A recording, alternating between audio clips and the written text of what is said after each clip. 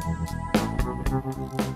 folks, it's Brad back again for 2008. It's been a while, but we've got a really good interview today on Flicktease. In fact, we've got a really special guest. His name is synonymous with cinema in Australia. David Stratton, welcome to Flicktease on Channel 31. It's a pleasure to be here. And thank you so much for joining us in your busy schedule.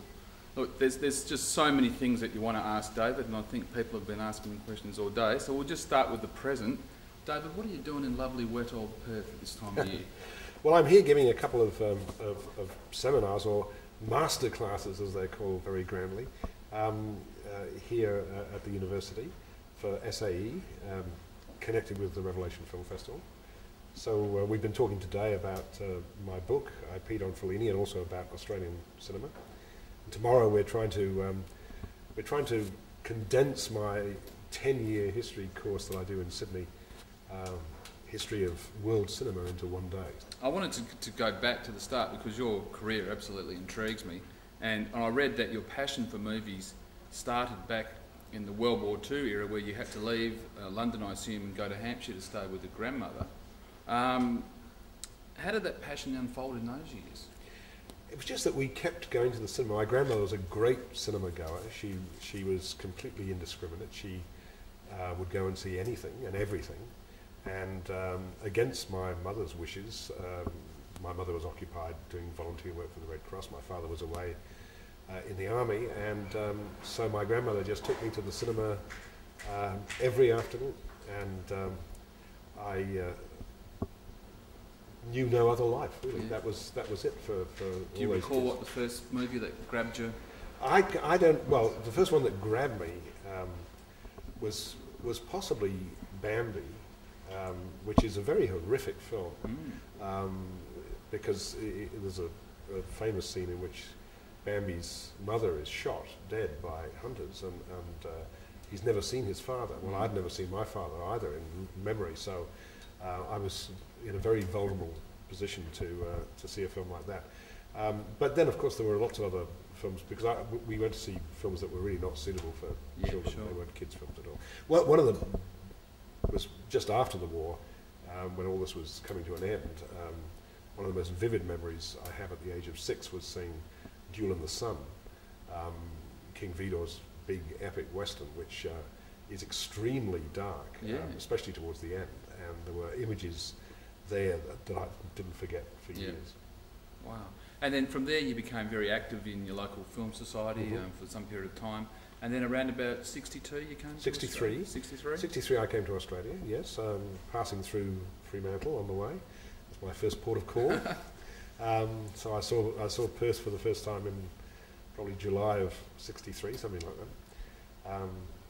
So what's that, about 45 years ago right now. So how does a young film buff from England gain that foothold in Sydney? I know you went on to the film festival eventually, but... Well, I really only came to Australia, I thought, on the £10 scheme that they had in those days, where if you were English and you were acceptable, the Australian government would pay the balance of your fare. You only had to pay £10, but you had to stay for 2 years.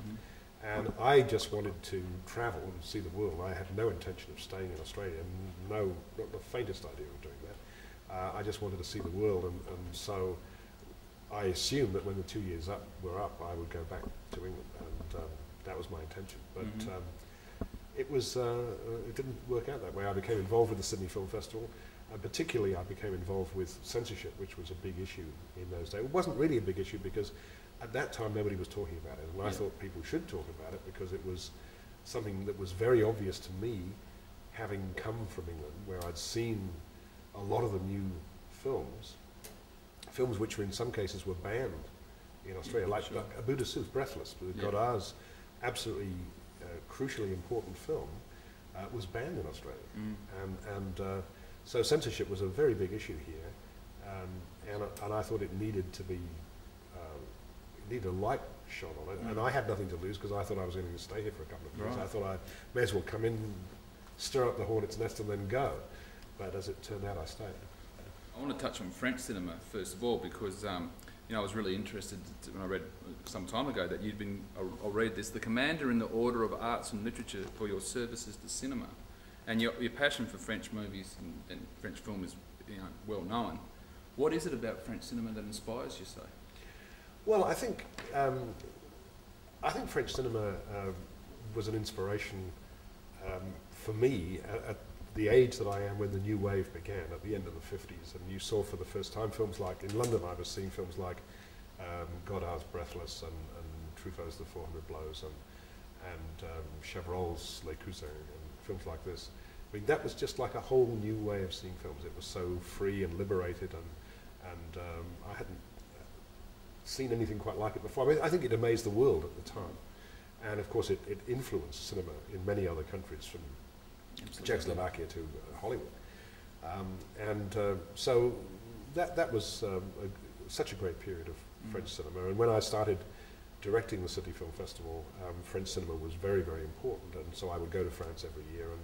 And I guess the reason I got this very prestigious award, which is like a knighthood in the arts in France, was because I did champion French films through the Sydney Film Festival, and later on at SBS when I programmed a lot of French films at SBS. By my calculations, Margaret and you have been presenting a movie show on SBS and ABC for 21 years, around about? It's a bit more than that. I think in October it'll be 23. There you go. So, and some of the guys that I work with at Flicktease will be interested in this. How, after 23 years, do you maintain that chemistry between the two of you that so obviously works? I really couldn't tell you. I mean, it just works. It just works. I think we respect one another's opinion. We don't sort of slavishly follow each other. Obviously, no. We have we come from very different approaches to film. But I certainly respect her views, and she respects mine. And sometimes we obviously disagree, and sometimes we don't. So I know it's just works. there. I think somehow. I think something like that is not something you can manufacture. I think it's just something that happened. Well, I hope it keeps going for some time yet. Well, we had our biggest ratings this week that we've ever had. We were over 705,000 people watched the show on Wednesday night, last Wednesday night, and you know, that's quite a lot at 10 o'clock at night. I could keep asking you questions all day, but I'm going to have to wind up, unfortunately. Look, we always just ask the same question at the end of it, and in your case it's a bit different.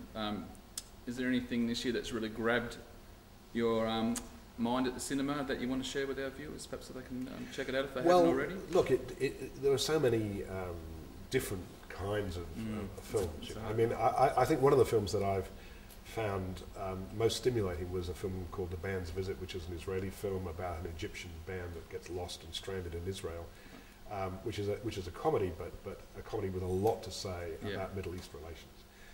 I like that very, very much. And on a very completely different level, I think The Dark Knight is an extraordinary film, and a great tribute to Heath Ledger, because he gives an amazing performance. I'm looking forward to seeing that one. Well, David, thank you so much for appearing on Flicktease. It's a big moment for everybody involved in Flicktease, because quite obviously you're someone that we all look up to, and thank you so much for coming on our show. It's a great pleasure. Thank